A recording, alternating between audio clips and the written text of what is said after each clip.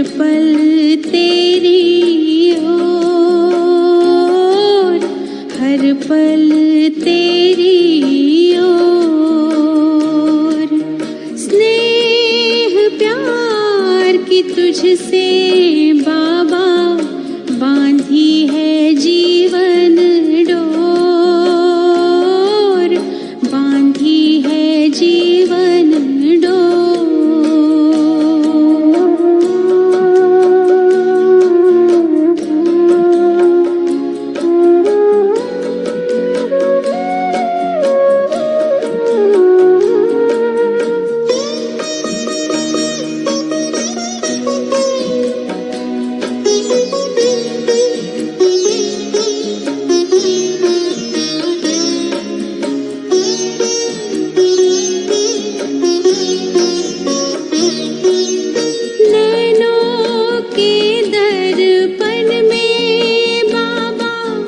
तुझको सदा ही देखूं, क्या से क्या बनाते हो, हर पल यही मैं सोचूं, हर पल यही मैं सोचूं।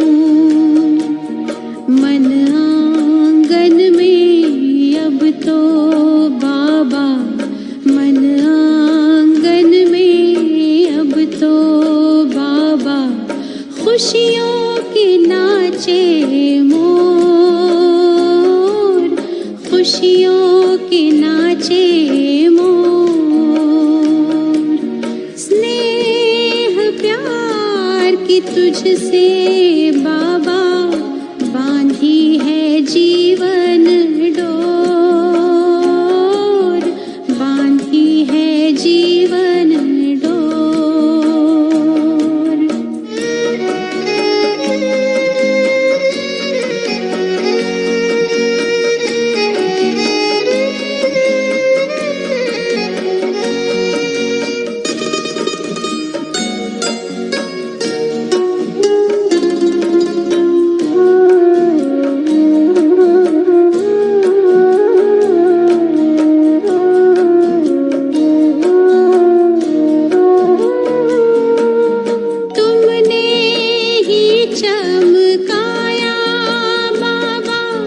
तकदीर का ये सितारा,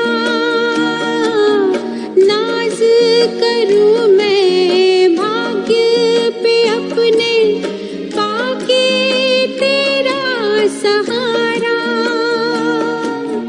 पाके तेरा सहारा। तेरी निगाहों में हमने देखी, तेरी निगाहों में हमने देखी, स्वर्णिम युग की भोर, स्वर्णिम युग की भोर। स्नेह प्यार की तुझसे बाबा बांधी है जीवन डोर, बांधी है जीवन डोर।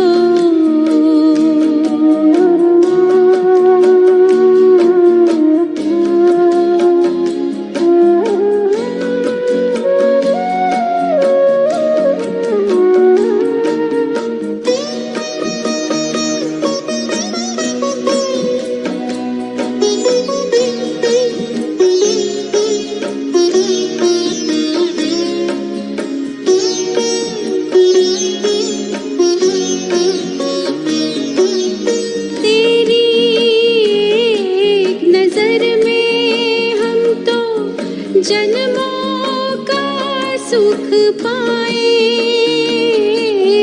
तेरी ही महिमा के बाबा गीत सदा हम गाए, गीत सदा हम गाए। पाके अनोखा प्यार तेरा हम, पाके अनोखा प्यार तेरा हम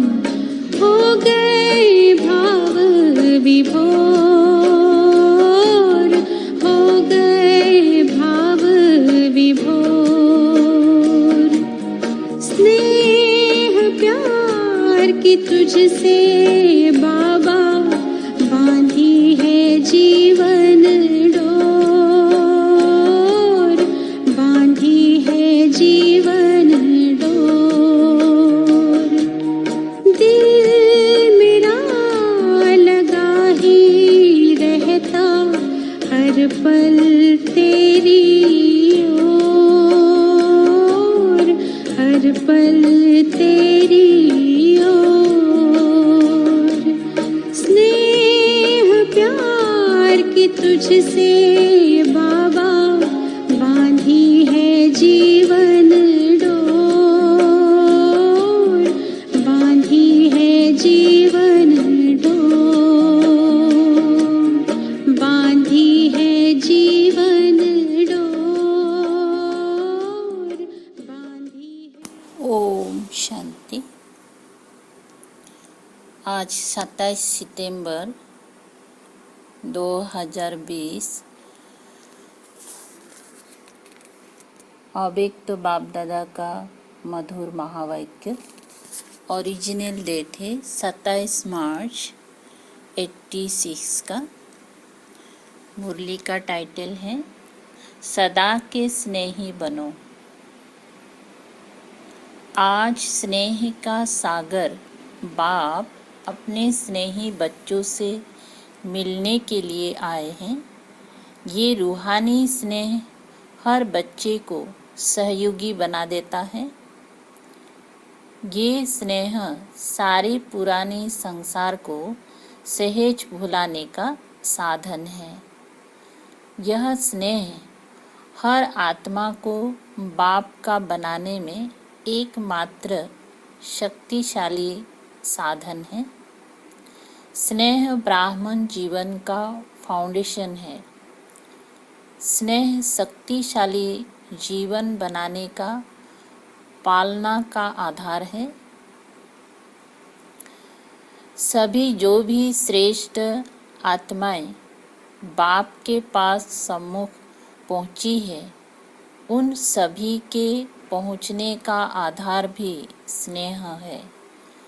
स्नेह के पंखों से उड़ते हुए आकर मधुबन निवासी बनते हैं। बाप दादा सर्वस्नेही बच्चों को देख रहे थे कि स्नेही तो सब बच्चे हैं, लेकिन अंतर क्या है? नंबरवार क्यों बनते हैं? कारण स्नेही सभी हैं, लेकिन कोई है सदा स्नेही और कोई है स्नेही, और तीसरा है समय प्रमाण स्नेह निभाने वाले। बाप दादा ने 3 प्रकार के स्नेही देखे। जो सदा स्नेही है वो लवलीन होने के कारण मेहनत और मुश्किल से सदा ऊंचे रहते हैं। ना मेहनत करनी पड़ती, ना मुश्किल का अनुभव होता, क्योंकि सदा स्नेही होने के कारण उन्हों के आगे प्रकृति और माया दोनों अभी से दासी बन जाती, अर्थात सदा स्नेही आत्मा मालिक बन जाती, तो प्रकृति माया स्वतः ही दासी स्वरूप में हो जाती। प्रकृति माया की हिम्मत नहीं। जो सदा स्नेही का समय व संकल्प अपने तरफ लगावे, सदा स्नेही आत्माओं का हर समय हर संकल्प है ही बाप की याद और सेवा के प्रति। इसीलिए प्रकृति और माया भी जानती हैं कि यह सदा स्नेही बच्चे संकल्प से भी कभी हमारे अधीन नहीं हो सकते। सर्व शक्तियों के अधिकारी आत्माएं हैं। सदा स्नेही आत्मा की स्थिति का ही गायन है। एक बाप, दूसरा ना कोई। बाप ही संसार है दूसरा नंबर, स्नेही आत्माएं स्नेह में रहती जरूर है, लेकिन सदा ना होने कारण कभी कभी मन के संकल्प द्वारा भी कहाँ और तरफ स्नेह जाता। बहुत थोड़ा बीच बीच में स्वयं को परिवर्तन करने के कारण कभी मेहनत का कभी मुश्किल का अनुभव करते, लेकिन बहुत थोड़ा।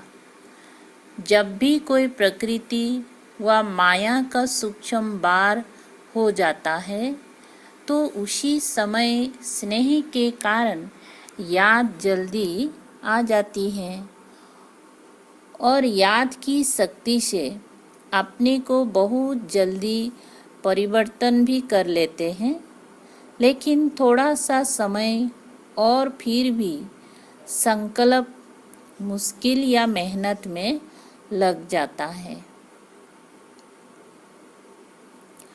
कभी कभी स्नेह साधारण हो जाता, कभी कभी स्नेह में लवलीन रहते, स्टेज में फर्क पड़ता रहता, लेकिन फिर भी ज़्यादा समय या संकल्प व्यर्थ नहीं जाता, इसीलिए स्नेही है।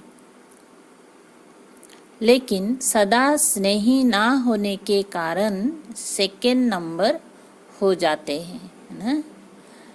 माने समय या संकल्प व्यर्थ इतना नहीं जाता है, स्नेही है लेकिन सदा नहीं है ना, थोड़ा तो स्नेह में लिंक टूट जाता है, तो इसीलिए सेकेंड नंबर हो जाता है ना।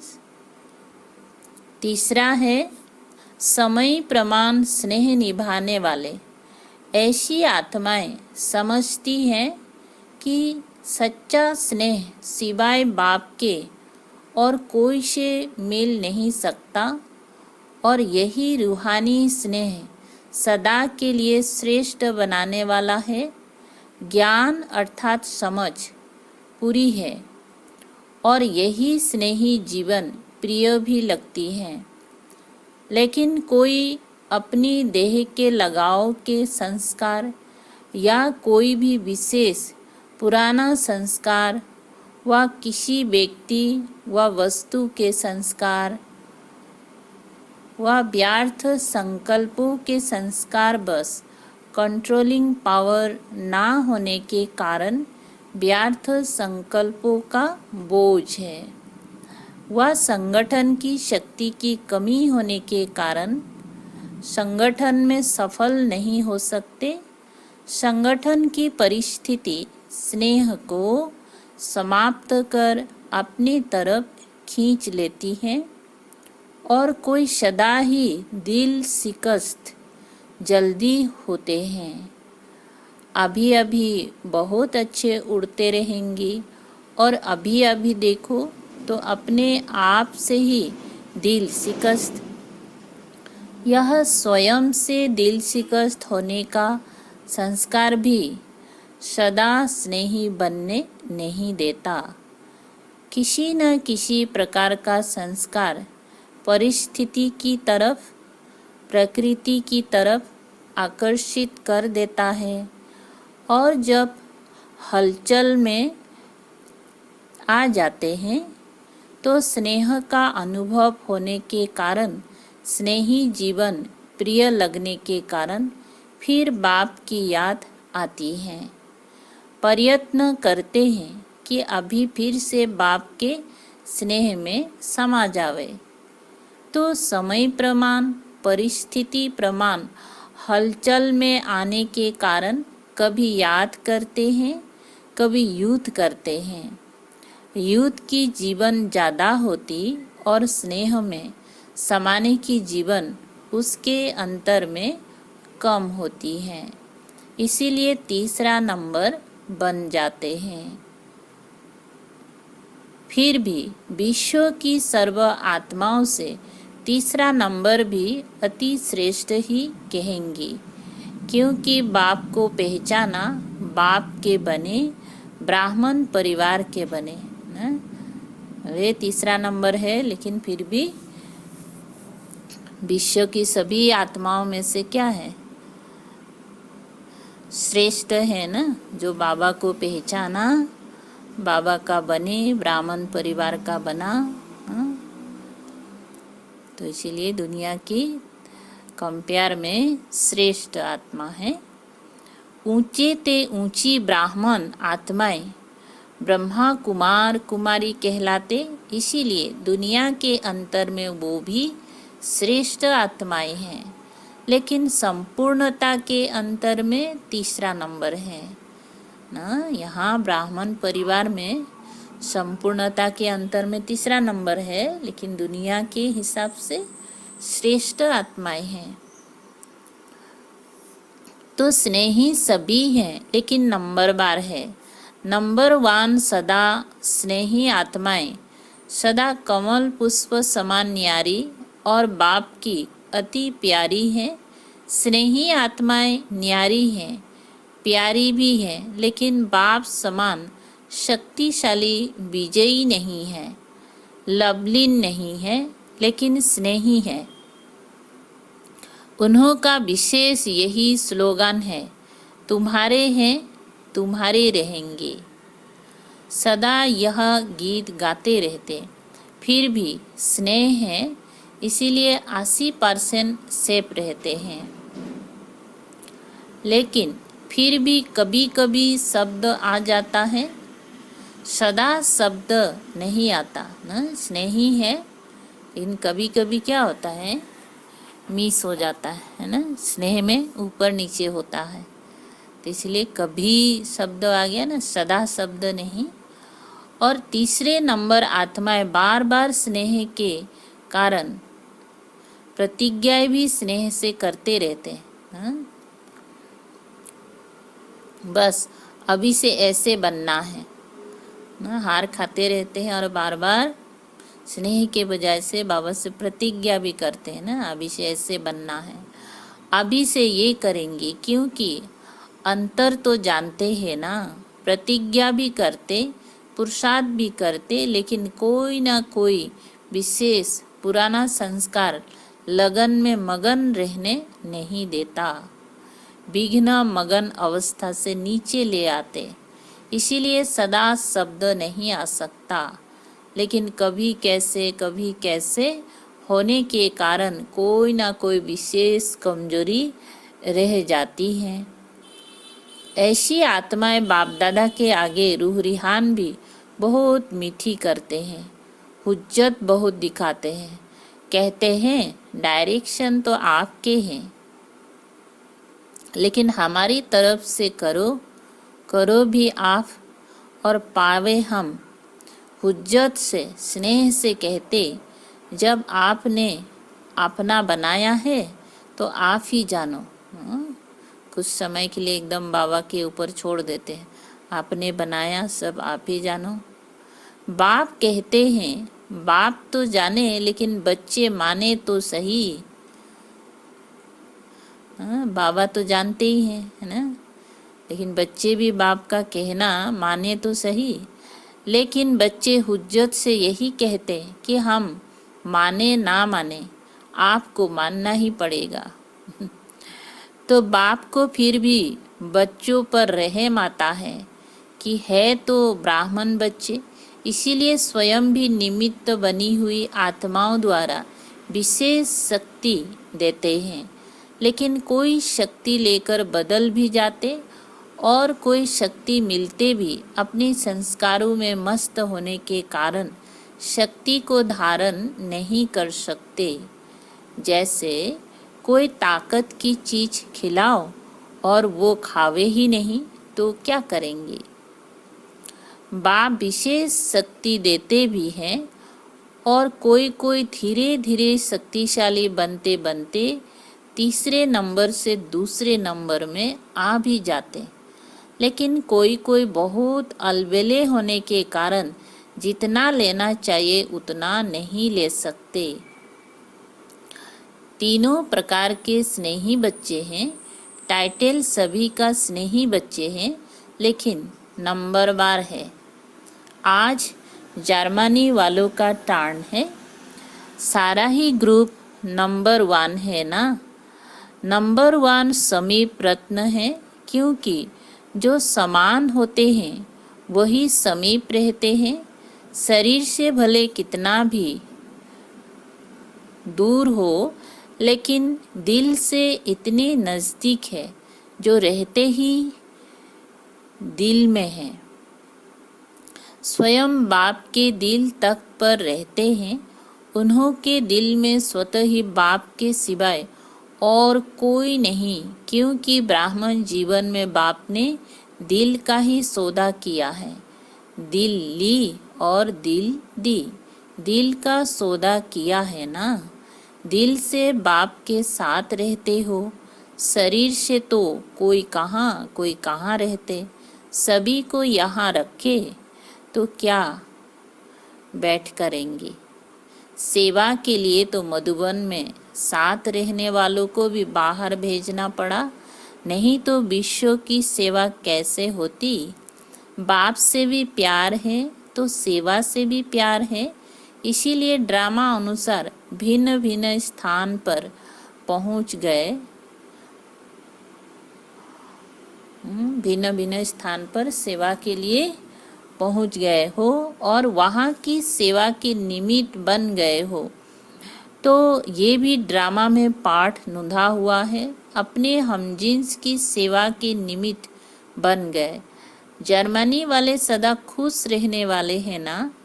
जब बाप से सदा का बरसा इतना सहेज मिल रहा है, तो सदा को छोड़ थोड़ा सा व कभी कभी व का क्यों लेवे।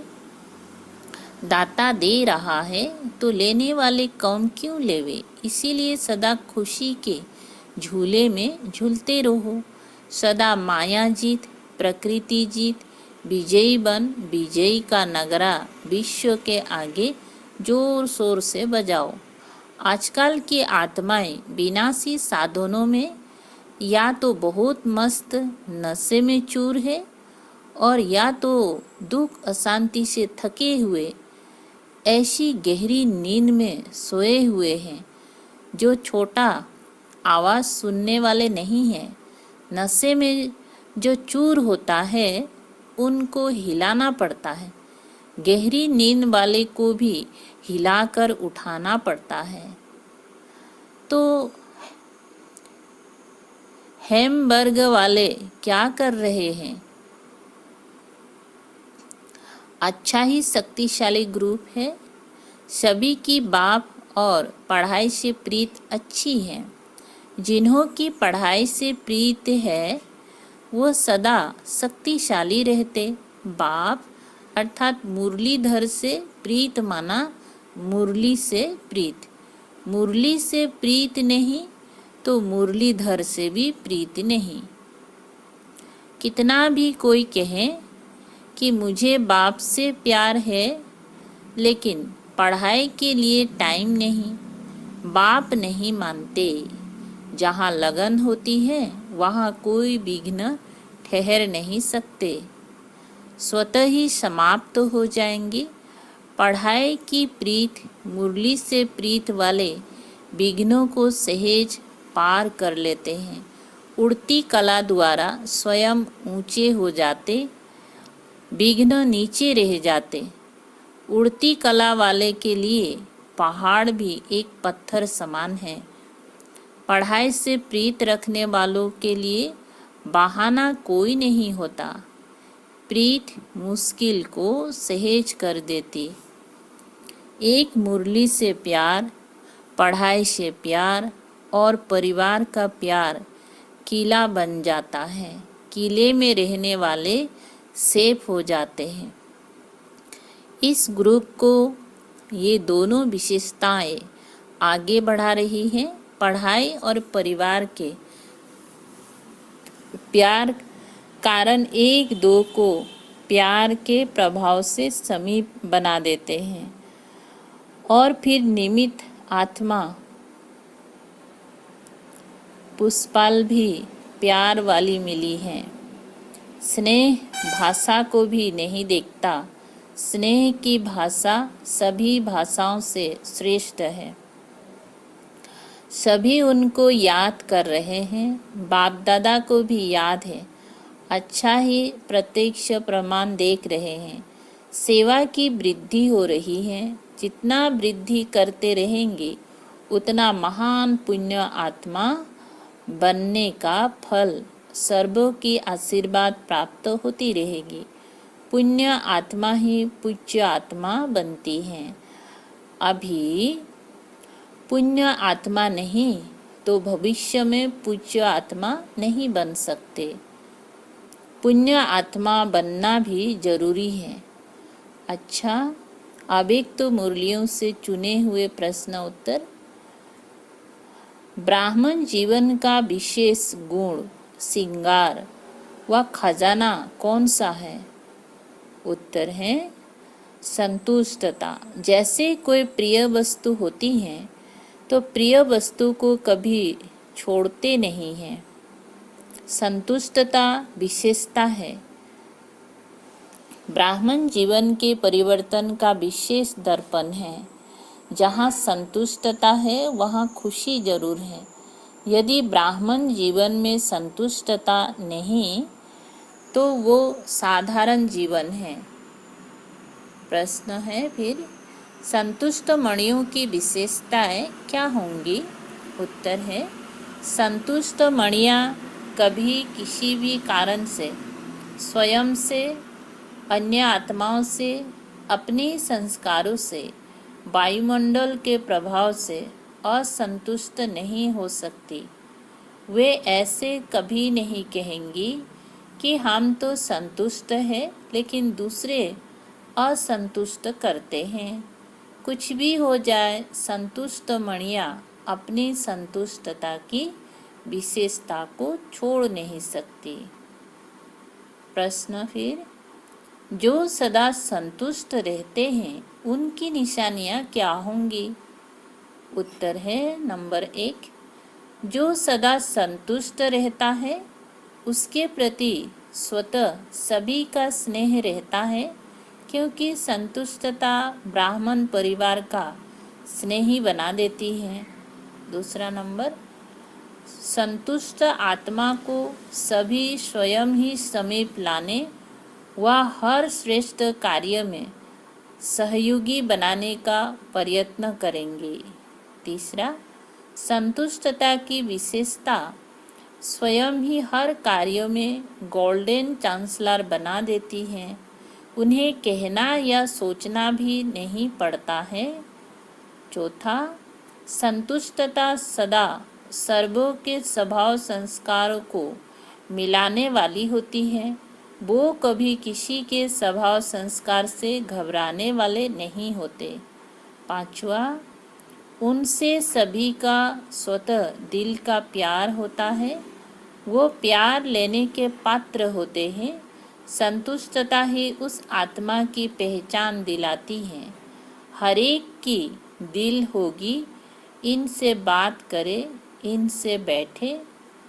छठा, संतुष्ट आत्माएं सदा मायाजीत है ही, क्योंकि आज्ञाकारी है।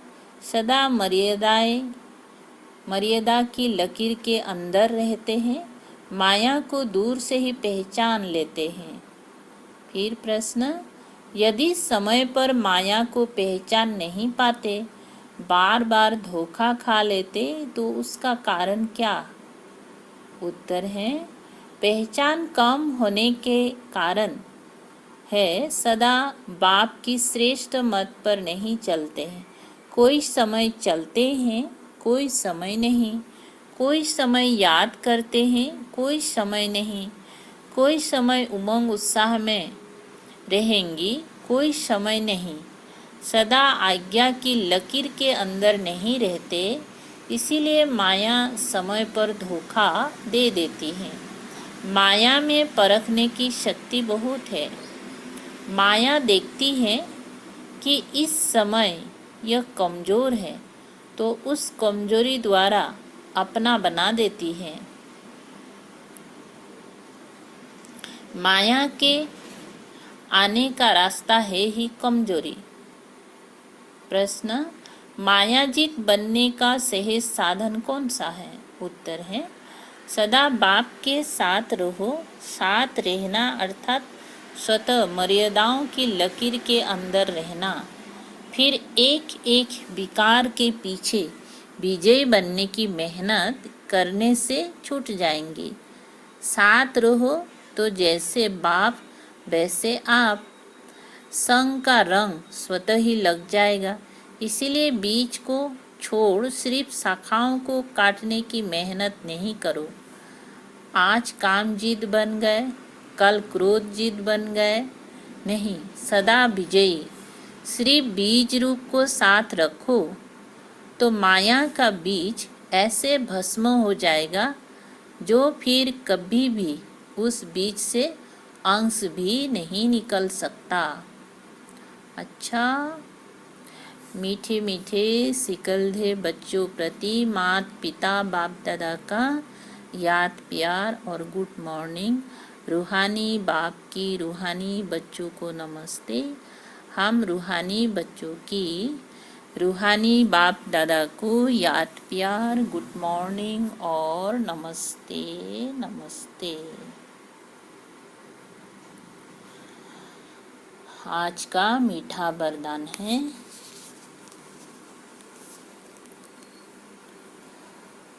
हर आत्मा को हिम्मत और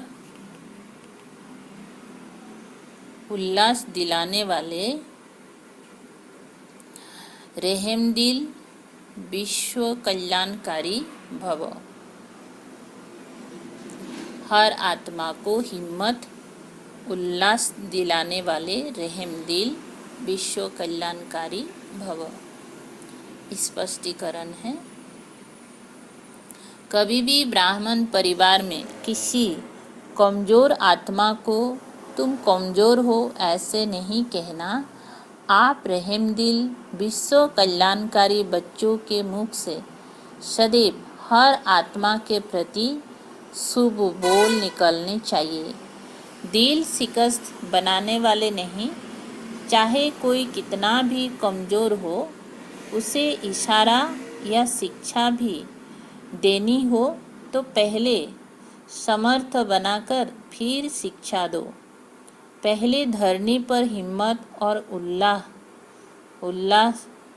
उत्साह का हल चलाओ। पहले कमजोरी आत्मा को हिम्मत देना है, उत्साह देना है। तो बाबा ने क्या कहा, हिम्मत और उत्साह का हल चलाओ, फिर बीज डालो, माने उसके बाद उनको शिक्षा दो, तो सहज हर बीज का फल निकलेगा। इससे विश्व कल्याण की सेवा तीव्र हो जाएगी। स्लोगन, बाप की दुआएं लेते हुए सदा भरपूरता का अनुभव करो। क्या कहा, बाप की दुआएं लेते हुए सदा भरपूरता का अनुभव करो। अच्छा, ओम शांति।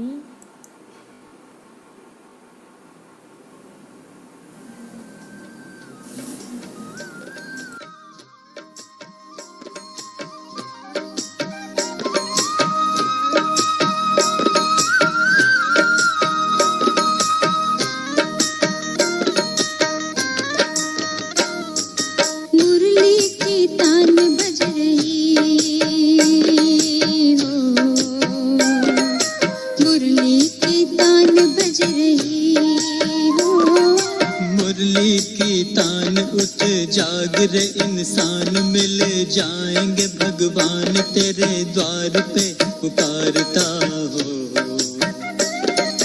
मुरली की तान बज रही हो, मुरली की तान बज रही हो।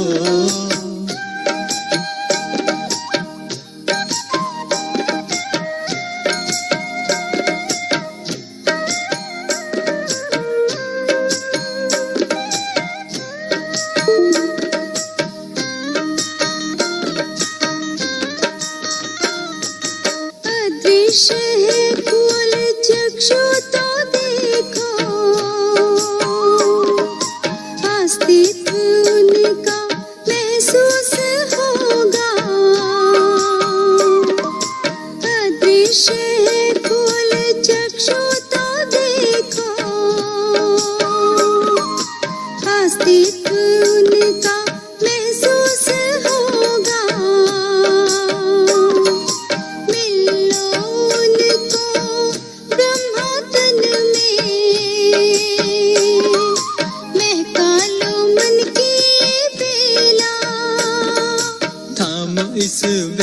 को जगा लो विवेक, सारे जग का कर्णधार हो। मुरली की तान बज रही हो, मुरली की तान बज रही हो।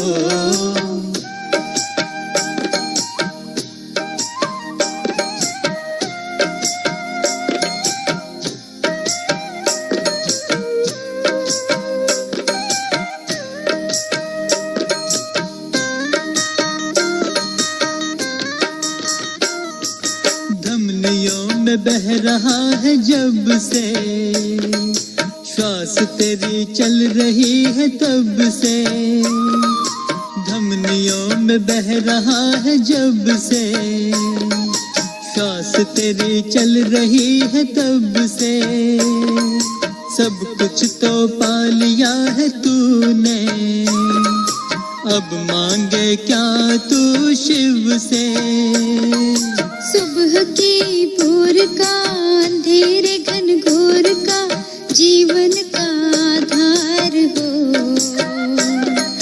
मुरली की तान बज रही हो, मुरली की तान बज रही हो, मुरली की तान बज रही हो, मुरली की तान बज रही हो, मुरली की तान बज रही हो, मुरली की तान बज रही हो, मुरली की तान बज रही हो।